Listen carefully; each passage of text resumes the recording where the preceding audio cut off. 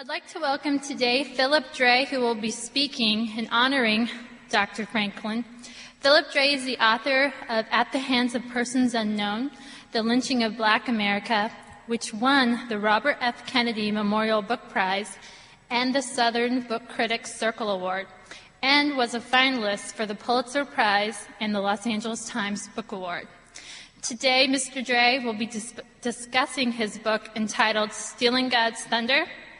We will be having a book signing after the event, so feel free to come see us at the table, and we will also be having a birthday party celebrating, again, Benjamin Franklin's birthday. Thank you for joining us. Let us welcome Mr. Dray.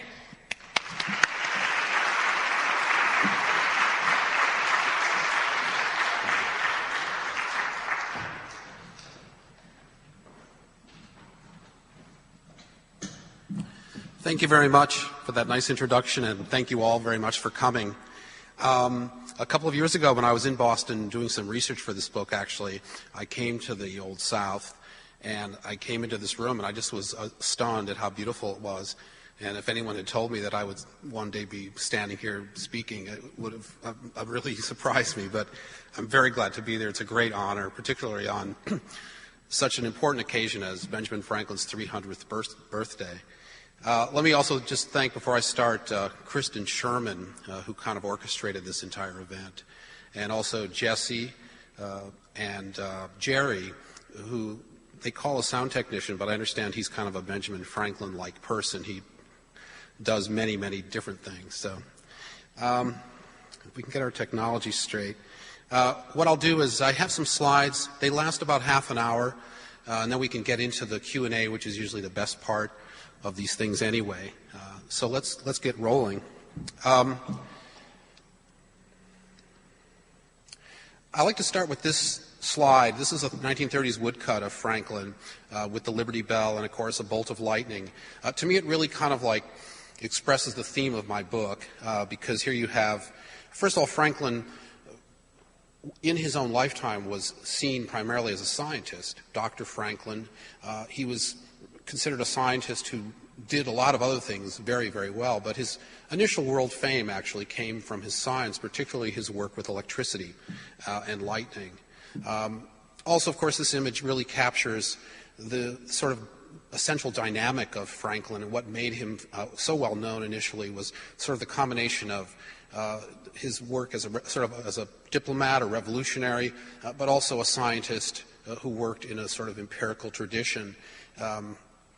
These virtues made him really a symbol of the late Enlightenment. He became, of course, world famous. And also we see these virtues, they crop up in some of the founding documents of our country. It was Franklin who put in the phrase, "These truths are self-evident," in the Declaration of Independence, the term, "the laws of nature and of nature's God." These expressed a kind of a foundation of a belief in science, and this was very much typical of the late 18th century, the idea that science could actually serve as a kind of a template for advances in other spheres, social and political spheres, whether it was a campaign to build more lighthouses or to help indigent chimney sweeps. In Franklin's case, of course, he wound up being one of the first prominent Americans to come out for the abolition of slavery, which was a position he came to very slowly in life, but one sort of based on his empirical observation of what he came to see that the inequality of slavery was wrong, and that also economically it was really not feasible. And so once America won its independence and slavery ceased to be a British problem, Franklin was one of the first prominent people to advocate that this would be something to reckon with.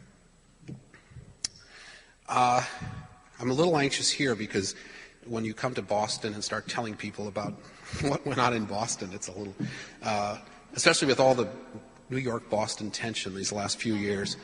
I don't know if anybody saw yesterday, there was an article in the New York Times where they had linguists analyze Mayor Bloomberg's speeches from a few years ago and today, and they concluded that he's more of a New Yorker now than he was. He used to be more of a Bostonian, but anyway, this, of course, is a picture of Boston Harbor at the time of Franklin's birth in 1706. I like this image because it suggests something about Franklin himself, which was he grew up, of course, right in this area. He was very much like a sort of a child of the docks and of the waterfront. He learned to swim at a very early age. He was always comfortable handling boats. As we know, he invented, or he kind of conceived of a system of primitive, like flippers, so he could swim more efficiently through the water. He once even flew a kite while swimming, so the kite would drag him across the pond. So he was someone who very much, he loved ships. This kind of was reflected later in life. There was Franklin was interested in what he called the subtle fluids, which were things that had energy but no mass, like electricity, heat, magnetism, wind, water currents. These fascinated him, and he did a lot of his scientific work was in these areas. He was a little too interested in the sea, though, according to his family. An older brother of his had disappeared at sea and been lost, much to the grief of the family. And his parents set out very purposefully to keep Ben from also running off to sea as a young man. Instead, they got him involved. They arranged for him to be the apprentice, of course, to his older brother James, who was 9 years older and was a printer and publisher. James, of course, was kind of a rascal, really. He had gone off to London as a young man and hung out in the coffee houses, radical coffee houses, and absorbed the teachings of the Earl of Shaftesbury and Addison and Swift. And he came back to Boston, in fact, with a trunkload of these books. And so James, the atmosphere in James's print shop, really, in a way, that was Ben Franklin's education. He only finished the second grade, technically, in school. And so it was in his brother's print shop, really, that he really soaked up a lot of the influence of the early Enlightenment that was coming from Europe at that time. Of course, that was very much that this was happening in the early 1720s, sort of in stark difference to, this is, of course, an image from the Salem witch trials of 1692. It's kind of remarkable that this had occurred only a decade before Franklin's birth. It was seen as kind of by the time Ben Franklin was a young man, the witch trials were seen as kind of something people were not too proud of anymore. They felt it was kind of excessive and had been sort of maybe the last gasp of a kind of a fervent Puritanism that by then, of course, it still had a strong hold in New England, but there were people like Ben Franklin and his brother James, and also Cotton Mather, this fellow here, who were kind of already moving away. Cotton Mather is an interesting person because, of course, he was involved in the witch trials, writing about them, his father Increase. But Mather was interesting to Franklin and also to me because he was the first American member of the British Royal Society, which was the first international scientific society. And Mather, while remaining a very devout man, obviously, was an avid scientist. He worked in corn hybridization. He collected fossils. He had all sorts of theories about bird migration. And he was also very absorbed in the fight against certain diseases, particularly measles and smallpox, which ravaged Boston many, many times. In fact, he lost many members of his own family from them. So Mather is a kind of an interesting character. And, of course, he knew the Franklin family. And later in life, Ben Franklin often credited Cotton Mather with being kind of an inspiration to him. This is a famous portrait by Joseph Wright of Derby. I like this picture because it sort of captures that feeling of the early Enlightenment, this kind of absorption in science, this interest in science. Here you have the philosopher. He's explaining the workings of that device which is known as an orrery, which was a sort of a clock-like mechanism that described the workings of the solar system. But, of course, it's a wonderful picture because you see he's got his assistant there writing notes. It's a very democratic scene. You have women and children looking on. Everyone's face is kind of literally illuminated by the Enlightenment. So it was a very kind of exciting time as well when Ben Franklin came of age.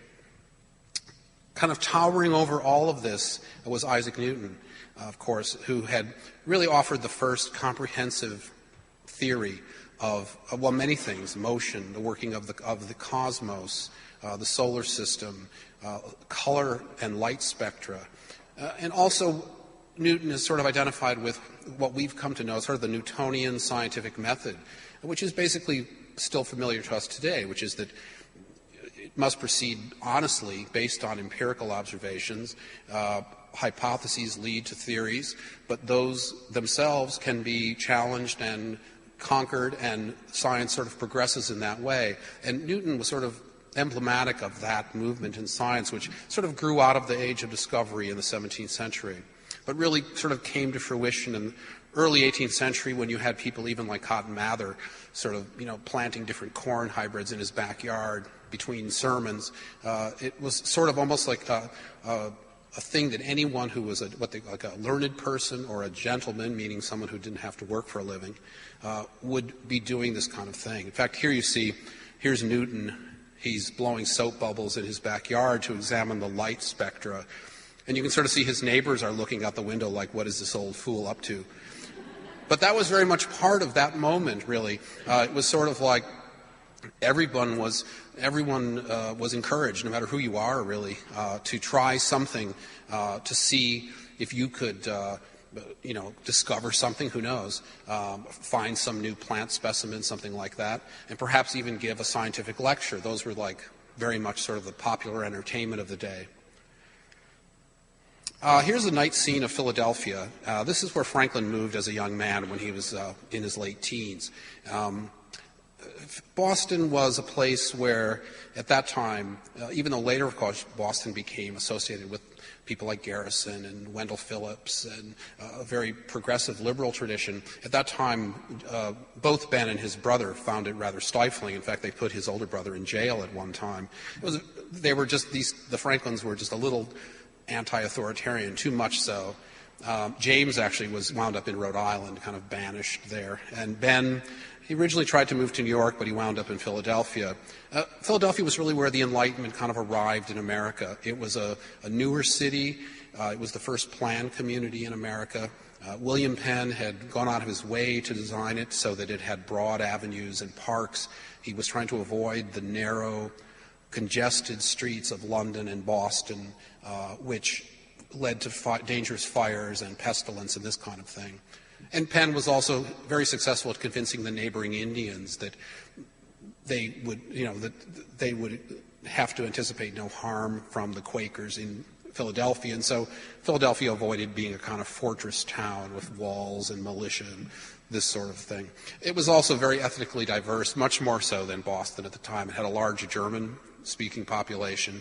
Of course, it was more centrally located in the colonies, and a place that Ben Franklin fit in very well. Here you see, this is a famous image of Franklin.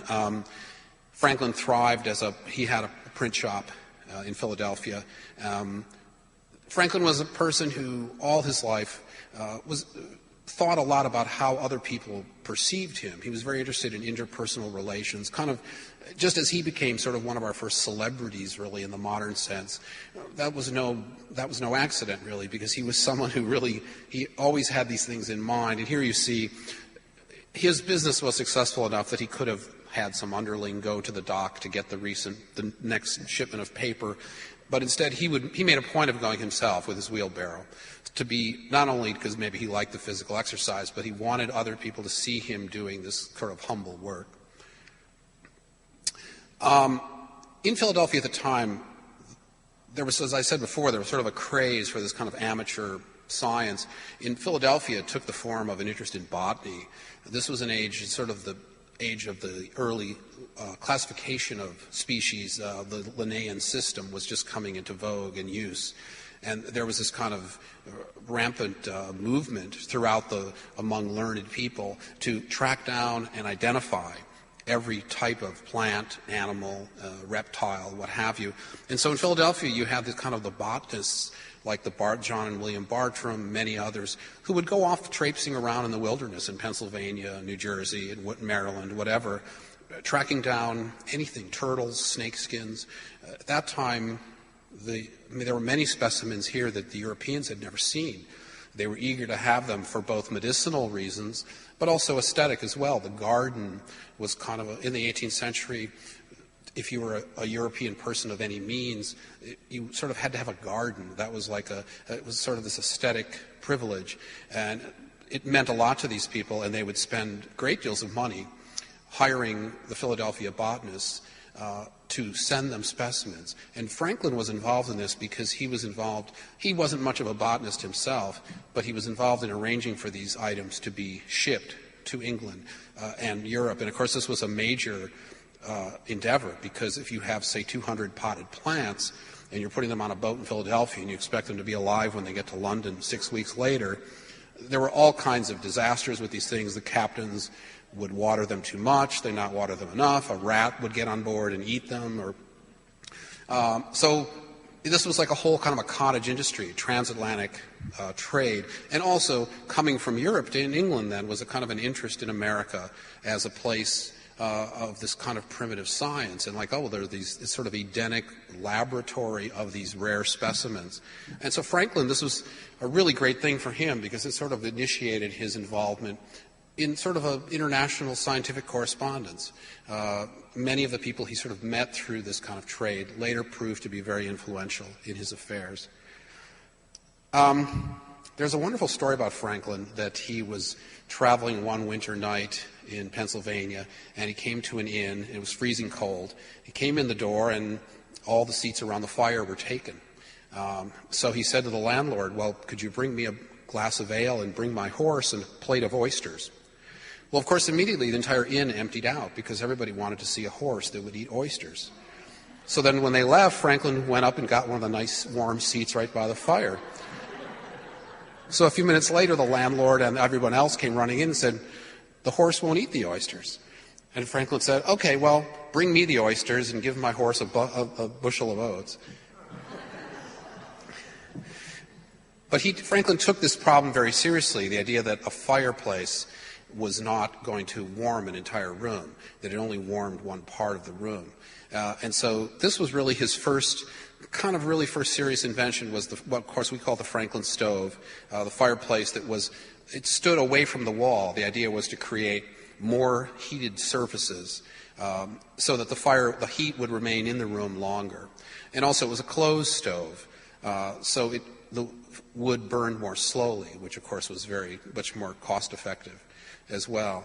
This was an important invention because it was the first example of Franklin using larger scientific principles to come up with something functional.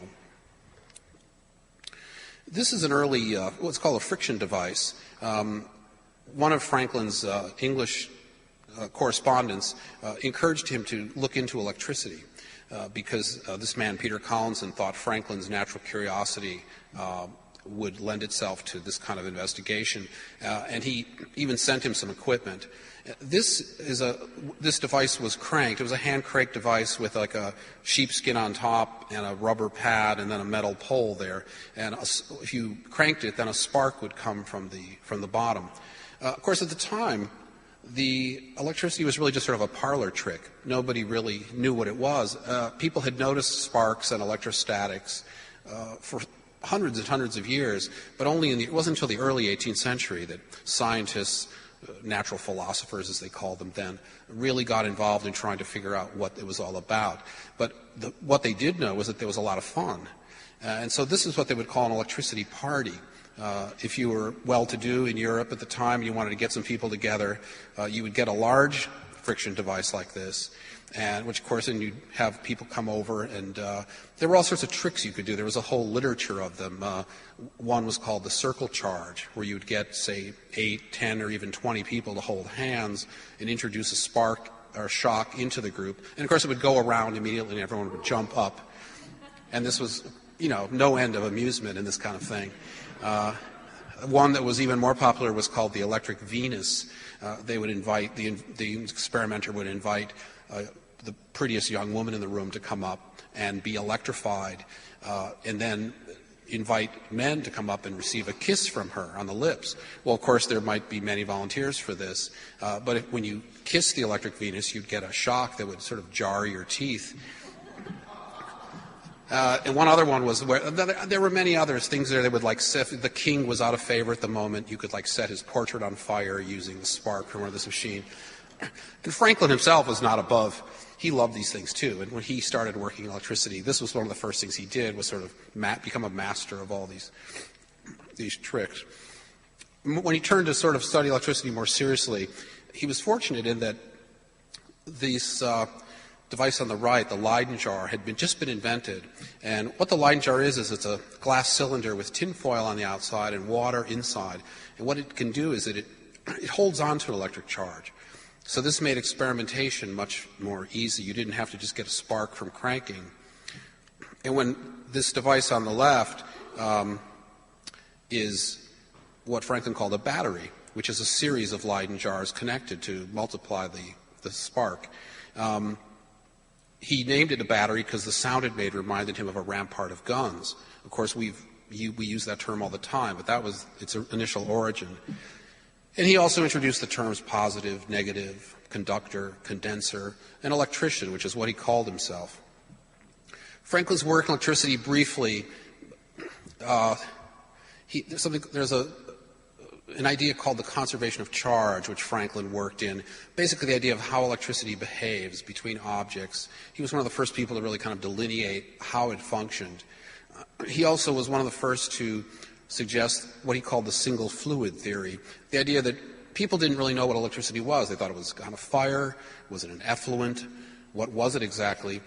Was it more than one thing? Was it maybe two different forces fighting with one another? Franklin said, no, it's all one thing. And thus, the single fluid theory proved to be a very usable explanation of how electricity functioned. He also suggested, many years before its time, the idea of an atomic theory of electricity. That he thought that what electricity was that the energy being coming from very small, invisible particles. Of course, he had no way in his day of knowing what these were. 150 years later, of course, the electron was discovered by J.J. Thomson, a British physicist who won the Nobel Prize. But that was really what Franklin had kind of surmised, that this is what it was. And finally, this was very important for Franklin's later development of the lightning rod. Franklin developed what he called the theory of the power of points. He found that if you extended a metal knitting needle to an electrical discharge, the spark would fly to the tip of the knitting needle. And he found this very curious. He didn't act on it right away, but this idea kind of stayed with him, and you'll see that eventually it paid off in his invention of the lightning rod. This is his friend Peter Collinson in England, to whom he'd been sending letters about his electrical experiments all along. You know, Franklin thought that he considered himself a complete amateur in this, and he assumed that serious scientists in Europe were probably way ahead of him in terms of these electrical discoveries, and he just thought he was kind of playing around. And just to communicate with his friend Peter Collinson, who sort of set him on this track, Franklin sent letters, sort of chatty letters, describing his discoveries. Well, after a couple of years, Collinson wrote and said, I've been reading these letters to people, and they're pretty darn impressed with them. And it turned out that Franklin actually had gone further ahead than other scientists in Europe, and that Collinson found this very interesting. So he suggested that these letters be published, at which point Franklin at first was sort of surprised, but then was proud enough to say, well, okay, if they, And so he wrote like a new conclusion for these papers, and this book was published in London in 1751, and became very popular immediately because it was so kind of radical new ideas about electricity that had really stumped a lot of people in Europe. The funny thing was, of course, that no one had the idea that this would come from America was so out of the question that some scientists in Europe, and particularly in France, thought that maybe this was a kind of a hoax, that Benjamin Franklin was the name of some non-existent person, and that somebody else was really behind this. And of course, the subtitle, Made at Philadelphia in America, was a real clarion call, because like I said, at that time, nobody expected serious science to come from America.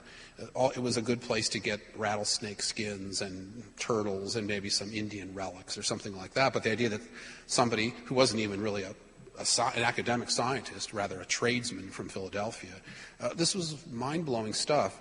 And so this proved to be one of probably the most popular and important book written by an American in the 18th century. And of course, Franklin milked this shamelessly, the idea that he was like a nobody, a hick. When he went to France as the ambassador, he made a point of going around in this hat. I mean, he didn't just wear this once or twice, he wore it all the time. And there were images, medallions made of him wearing it. They loved him. because he was like the noble idiot savant kind of or something. Of course, really, he was brilliant, but he played this role, and they loved that he didn't wear a wig. They called that wearing your own hair, and he would wear this funny hat, and so. Okay, lightning. In Franklin's newspaper in Philadelphia, the Pennsylvania Gazette, there are many, many wonderful accounts of lightning strikes. Again, Franklin he loved these kind of like large natural systems that nobody really understood, storms, things like that. So he would write these detailed accounts and publish them in his newspaper of a thunderbolt struck a barn and some farm animals were injured, some not. This fascinated him, this idea that, well, first of all, what is this, and why does it act the way it does? Why does it come in the barn and it lands here but not there, and this cow is okay but not another? So he would write up these things and also go and examine these places where lightning had struck, and of course he noticed that the lightning sought conductors through a building. In other words, when it didn't find them and it encountered wood instead, it would cause a lot of havoc. And secondly, it was the kind of thing where Franklin wanted there to be he wanted to be able to prove that the atmosphere itself was electrified. In other words, he had seen in his tabletop experiments that the sparks and the action of electricity was very similar to thunder and lightning. But at that time, nobody knew what thunder and lightning was, and no one had ever suggested that it was electrical. But because he had gone so far working with electricity, he recognized this. The problem was, of course, then he had to prove it. Here's a scene, just a kind of general havoc. One thing about lightning thunder, of course, at the time was it was something that had been frightening people for millennia. Of course, it still does. It's an awesome, powerful, natural force, concentrated, and everything about it, the way it lights up the night sky, for instance, is completely terrifying, and always has been. But especially in the days when people were ignorant as to what it was. They didn't know, was there some meaning behind it? Is someone doing this? Not everybody thought that, of course, but there was a lot of superstition about it, and almost every culture on earth had prayers, incantations, bells with things written on it, anything to ward off lightning and thunder. Martin Luther is a good example. Here's someone who was, as a young man in Germany, was a law student. One day he went for a walk out in the countryside and was caught in a terrible thunderstorm. He ran and took shelter amongst some rocks and began praying fervently, saying, "If you let me live through this thunderstorm, I'll drop law school and I'll enter a monastery and devote myself to God." And of course, we know how that worked out. Churches, of course, ironically, churches were a major lightning target because in European villages and even in New England here, of course, the steeples were often the tallest structure in the town. So wooden steeples like this were often victimized by lightning and would be then rebuilt several times, this kind of thing. The lightning would strike the metal cross or an ornament on top, find its way down maybe to the bell, and maybe to the doorknob or something like that. But in between, of course, there's all this wood, and these churches were just like tinder boxes, and they would go up.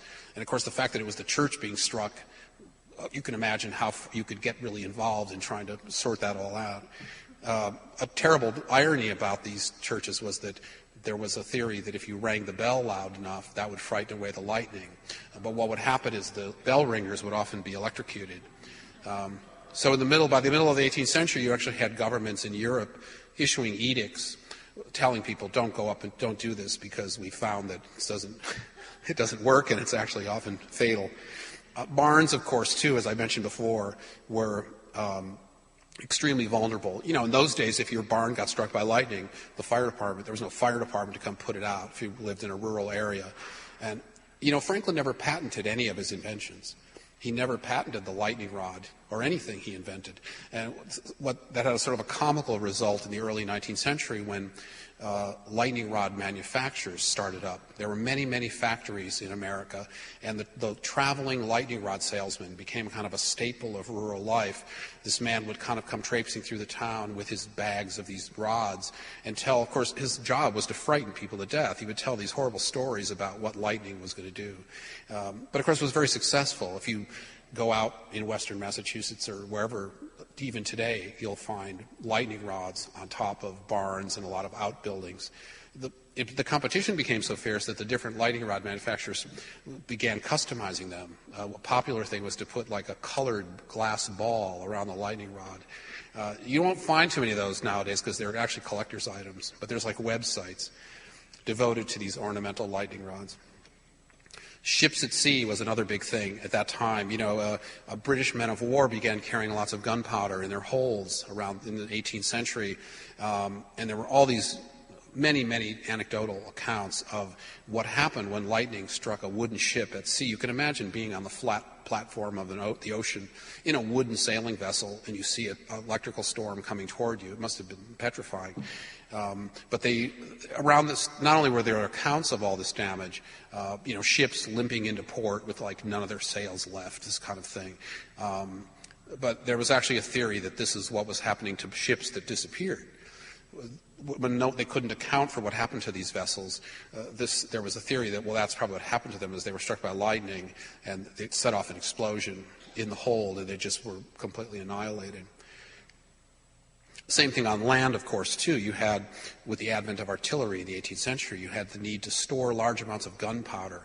And, of course, where would you put large amounts of gunpowder but in the crypt of a church, because those were usually the sturdiest buildings. So now we're back to the thing with the church and the lightning. And there was a terrible incident in a town called Brescia, which is in northern Italy, in the 1760s, where about a third of the town was destroyed, and many people were killed when this happened. The Republic of Venice had stored gunpowder in the basement of this church. Lightning hit the church, the charge got into the basement, and there was this apocalyptic explosion. And this was an event that was written up in newspapers around the world, and it was something that, of course, then people related to the work that Franklin had done in inventing the lightning rod. This was actually his idea. This was called the sentry box experiment. First of all, Franklin had to prove his theory that the atmosphere was electrified. So here's how he set out to do it. The experimenter would stand in a dry place like this with an iron rod extended above the roof, and the rod would lead into the little house. The experimenter would stand on something that was insulated, like wax, and then he would, when a thunder gust, which is what Franklin called storms, came up, the experimenter would extend a little thin wire to the rod, and if he saw sparks, that meant that the atmosphere was electrified, and so Franklin's idea would be proven. And this experiment was published in the book that that he wrote and published in 1751. Before he himself had a chance to do this experiment, it was done successfully in May of 1752 in Paris by a man named Charles Dalibard. Franklin, though, of course, had not heard of this a month later. He originally had wanted to do the sentry box experiment from the steeple of a church in Philadelphia. In fact, it was being renovated. He had contributed money to the renovation, partly. He was hoping they'd finish up so he could use this structure. It wasn't done yet, and so before he'd heard of what had happened in France, he devised this experiment, which, of course, is the famous kite experiment. It's a similar idea. He flew a kite there with the help of his son, William. On top of the kite was a small metal wire, and when the thunder gust approached, the twine became wet, which, of course, things that are wet are very good conductors of electricity, and the electricity would come down the twine and spark to the key that he had on the string there. One thing that's important about this experiment to know is that of course, I used to think this too, that the kite was struck by lightning. That wasn't the idea. It was just simply that the atmosphere itself became electrified. Here's another view of it. This is a little more accurate in that his son is older. His son was actually about 21. And also Franklin, there you see he's standing under a shed, because, of course, it was important that he and the key stayed dry. And this is a kind of a more recent image of what they call lightning arresters or air terminals. The one that's second from your left is very similar to the original Franklin lightning rod. It was a copper rod, if you could get it. Copper melted. It was best at resisting melting when struck by lightning. The interesting thing is that Franklin had this idea. Originally, he thought that what the lightning rod would do would be to draw electricity out of the sky before it could become a thunderbolt. But over many years, even he admitted that this was not really what it did. That was sort of asking too much of it. What really it's good for is if a direct thunderbolt, a lightning strikes, comes near a structure, it will be attracted to the lightning rod. And of course the lightning rod had to be stapled very neatly to the roof and a cable run down and grounded into the earth. It was very important. And that would conduct the charge. Franklin understood that from the many investigations and articles he himself had written about the way lightning behaved, that if you conducted it outside the house, this would protect things inside. It's interesting too, because this was really, Franklin was very, very pleased with this invention because he had always wondered, he couldn't figure out what electricity was good for. You have to remember, the idea of electric circuits was still many years in the future at that time. The electricity Franklin dealt with was mostly, it was just sparks, really, electrostatics. And he had tried to use it. The couple of applications he had tried, he'd been unhappy with. One was to use it to electrocute turkeys. He thought that electricity would be a superior way of slaughtering poultry. And so he would very meticulously go through and, compare the taste of the meat from the turkey that had been slaughtered with electricity and the one that had been just had its head cut off or whatever. And he finally decided that he thought the electrocuted ones tasted a little better. But still, he didn't really think this was perhaps really the ultimate function of electricity. Of course, the other use he tried, mostly this wasn't his idea, but the idea of people he knew, that the idea that electricity could be used for medical purposes. Now, we know it can be used, but in those days, it was a little more awkward. And so people would come to Franklin who were crippled, maybe sometimes people who just had like a nervous disorder or were depressed. Of course, they didn't use that term in those days. And Franklin would oblige them and administer electric shocks to them. At first he thought that there was something to it because the people would seem to perk up a little bit. But ultimately he decided that it was just what made them sort of upbeat was that the idea that someone was actually going to help them. And that after a few days or a week when they went back home, really it hadn't had much effect on them. So this was a kind of, medical electricity was a kind of a quackery that was huge in the late 18th century. There's just like libraries full of pamphlets and brochures about it, about applying electric shocks to people. Many years later, of course, decades later, like I said, more sophisticated and useful uses of electricity in medicine were found. But in the late 18th century, a lot of it was just, people were just so desperate. In those days, there was such a lack of useful applications of medical treatment that could help people. People were desperate, and so they were eager to try this as well. But that's very typical also of that period. Now, that's an interesting thing, I think, that for Franklin, you couldn't just, the idea of pure science it seemed like a half measure. Something had to have a use. And so he was very glad when he found the lightning rod. It wasn't using electricity itself, but it was an application of the principles he had discovered. Okay. One thing about Franklin's work with electricity and with thunder and lightning in particular, I think is interesting, is that he was much freer than his European counterparts to work in this area because in Europe at the time, because of the joining of state and church, you could really get in a lot of hot water if you did things that were seen as heretical. In fact, a very good friend of Franklin's in Europe, Buffon, who was sort of like the big scientist in France, around this time he had nursed a theory about the real age of the Earth, but he was afraid to publish it.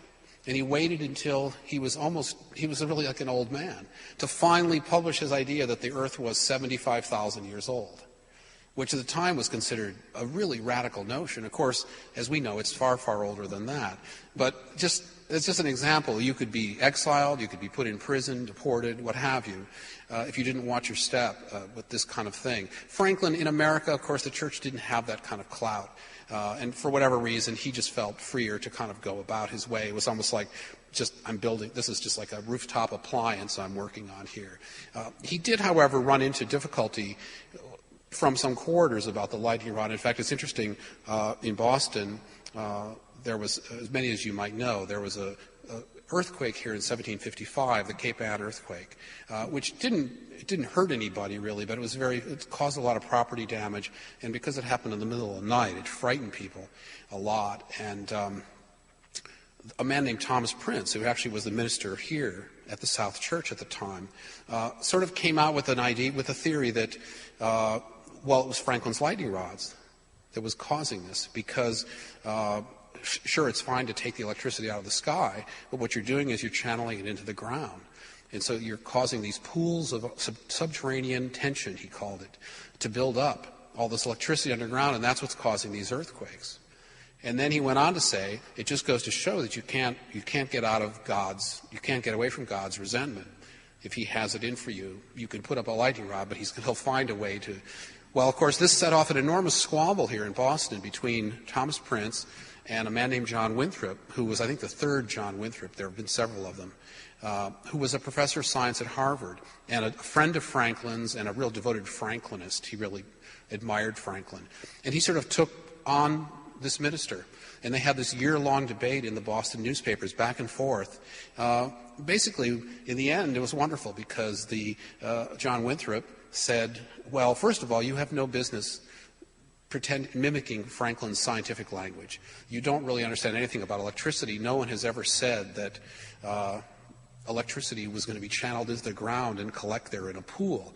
So even though he was Prince had used this kind of pseudo-scientific language, Winthrop sort of debunked that and said that's really just ridiculous.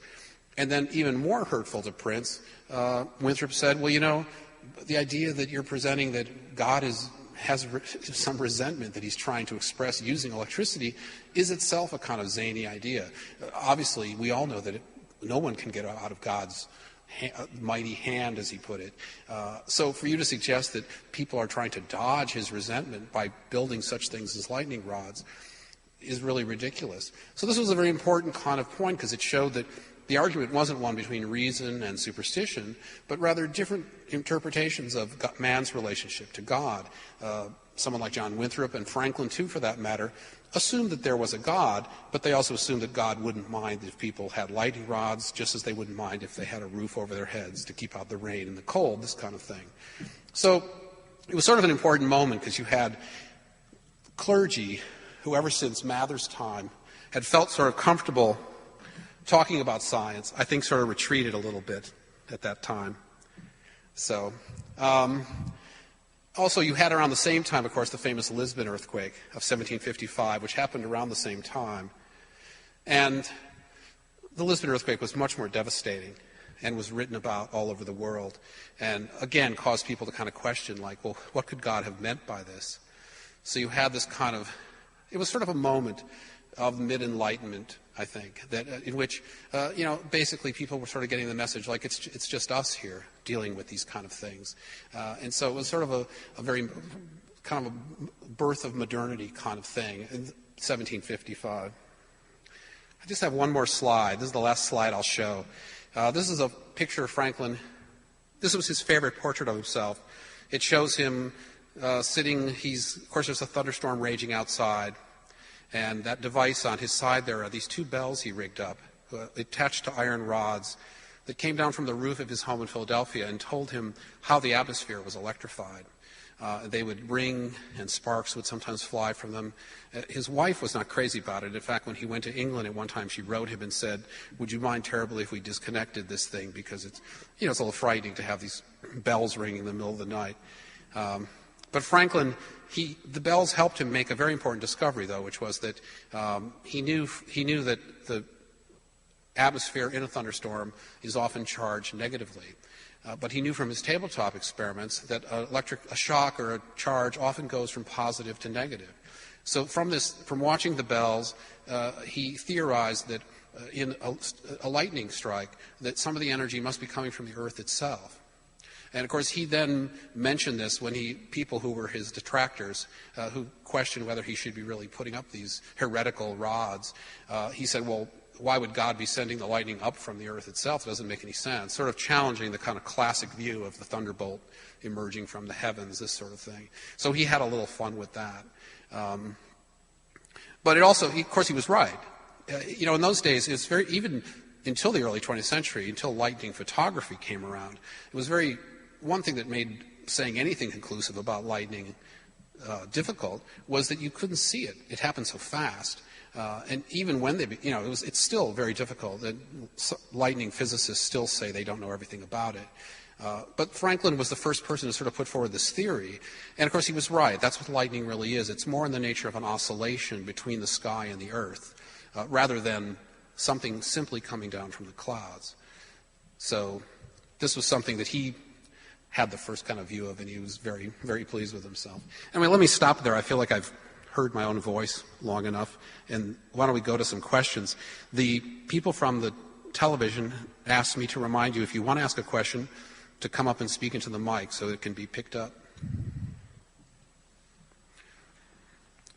So please go ahead, because anything you want to ask is fine. The mic is right here. I think you can just...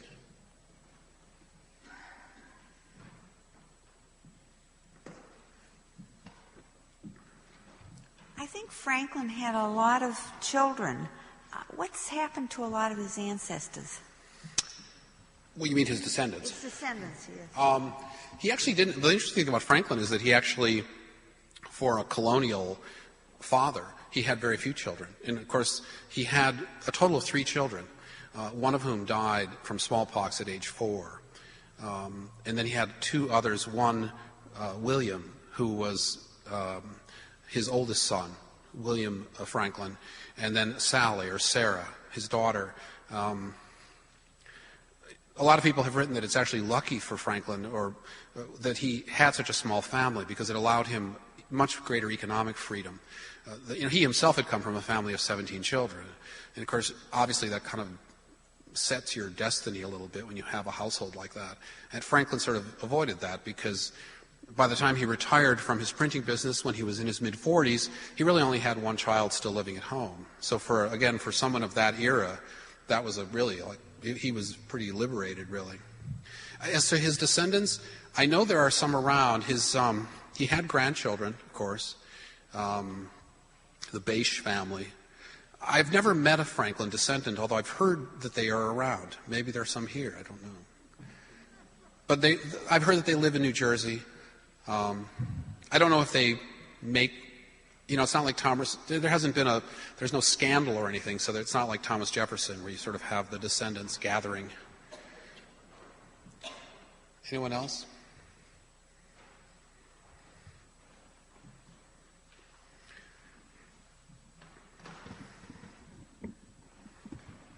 When Franklin was doing his experiments, did he have an appreciation that this was dangerous work? He certainly did. He almost killed himself a couple of times. In fact, it was while he was trying to electrocute a turkey. He was it was a Christmas turkey, so it was kind of a special occasion. In fact, he invited his friends over to watch him do it, because it was a special thing. And he got so distracted having fun talking to his friends that he didn't notice that he put his hands on the wrong part of these Leyden jars, and gave himself a terrible shock, which he then described he wrote about it. He passed out, and his friends had to revive him. And, of course, at the time, he rather naively wrote that he thought that must be what it's like to be struck by lightning, which, of course, is not really quite the same thing. But yeah, he definitely knew. Although I think he felt that, as he even wrote one time, he thought if people were careful, that nothing bad would happen to them. So he just sort of laid it on the experimenter himself. Like, you have to watch your step with this stuff. Anyone else? I wonder if the microphone thing is it's necessary, I guess, but it sort of inhibits the spontaneous.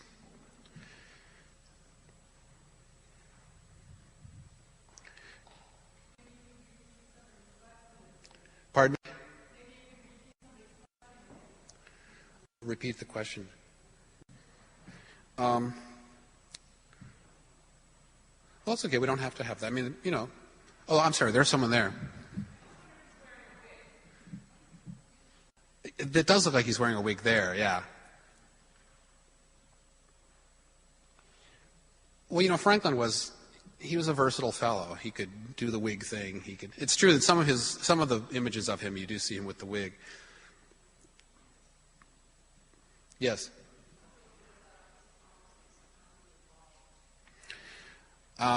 Yes, the question is about his politics and how he evolved. The interesting thing of course, one thing I think about Franklin generally about how he evolved is that his experience in science, I think, kind of affected him a little bit because he was a really devoted Newtonian. He was an empiricist, and I think he applied that to his role in politics as well. On a couple of fronts, I'll just talk real briefly. One, of course, was, Franklin, even though he has a reputation as a revolutionary, was a huge Anglophile.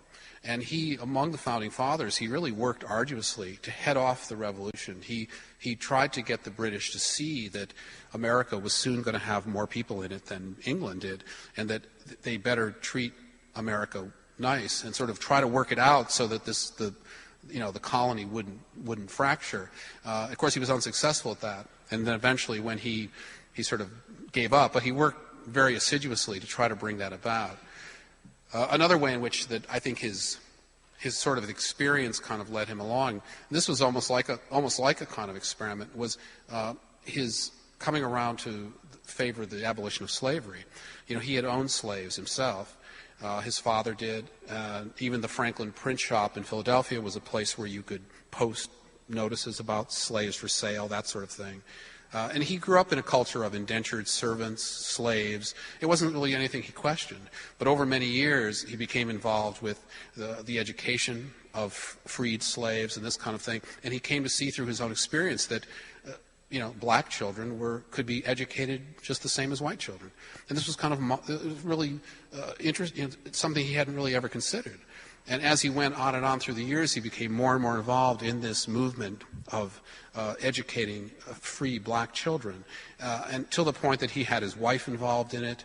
He had sort of an international correspondence going with other abolitionists. And at the end of his life, he came out. He was really the first prominent American to favor abolition. And, a lot of the other founding fathers sort of thought, come on, Franklin, we've got the whole country. We've got to get this country off the ground here. We don't have time to reckon with this. But he felt that, well, no, we better reckon with it now because, as I said before, once America won its independence, slavery was it wasn't a British problem anymore, it was ours. And so he was one of the first people to really articulate, well, this is something we should deal with right away. And this idea was didn't make him too popular. Yes?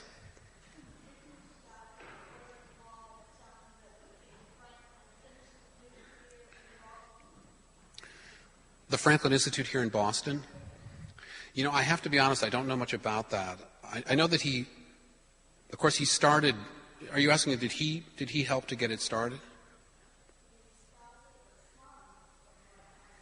Oh, I see, it came from the fund. Did it come from the apprentice fund that he started? The fund for the apprentices that he began? Because there is a fund, that was Franklin, of course, remembered his own experience as an apprentice, and before he died, he willed a certain amount of money to be given each year to what he called a likely apprentice, one in Boston and one in Philadelphia, who would be deserving of some financial help. And of course, over the years, these funds have multiplied, and they're now worth millions of dollars. The Franklin Fund, and they have been used to start maybe that's where that money came from. Because, of course, there are no more apprentices, so they had to. Yes?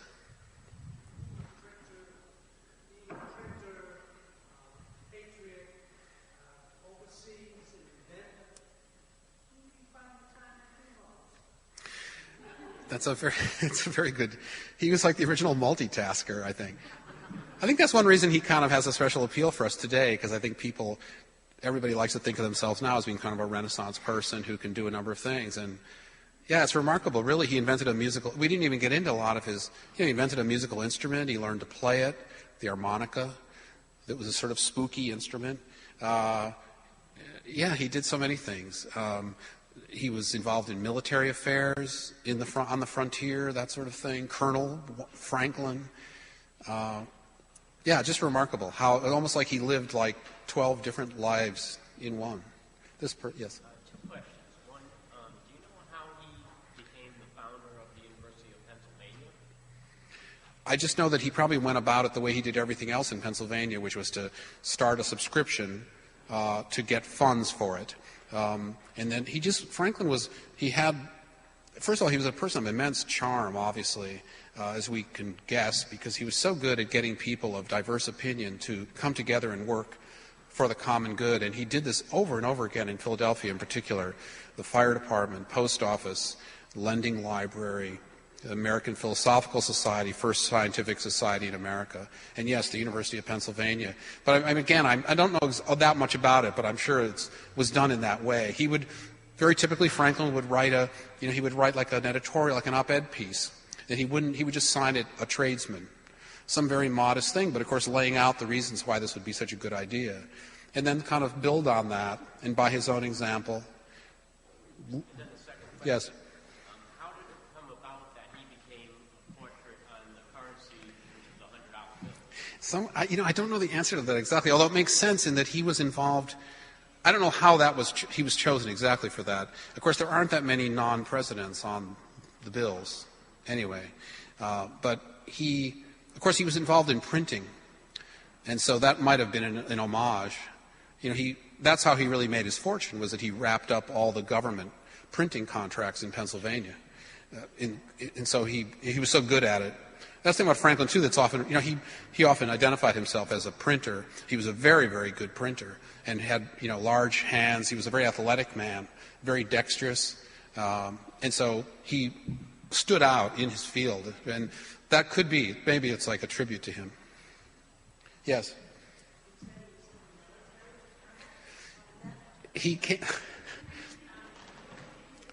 The question was about Franklin's involvement in the military. I think even he kind of laughed at it, actually. Basically had to do with the militia, the Pennsylvania militia, in the days when they were afraid of sort of Indian wars, this kind of thing. He was involved, because again, Franklin was known, he was such a good organizer that at various times he was engaged in mostly like supplying troops, helping to build the forts, on sort of the western frontier of Pennsylvania. Mostly he wasn't like a soldier kind of person, but he would get involved in sort of organizing, making sure that there were enough cannon. And at one time there was some kind of humorous event where they made him a colonel of the militia, and at one point some large body of militia came and sort of paraded in front of his house, which greatly kind of embarrassed him because he thought it was all sort of ridiculous. But it was just, again, it was a way of Franklin emerging himself in things. He never would really, wasn't anything he would really shun if he thought he could do some good. Yes?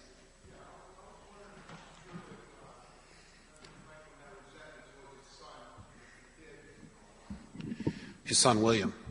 Yeah, that was a terrible relationship, really. His son, William, was, of course, an illegitimate son. No one knows who the mother was. But he was raised in Franklin's house with his wife, Deborah. And there's some evidence that he was not, the mother, Deborah, didn't really get along with him very well.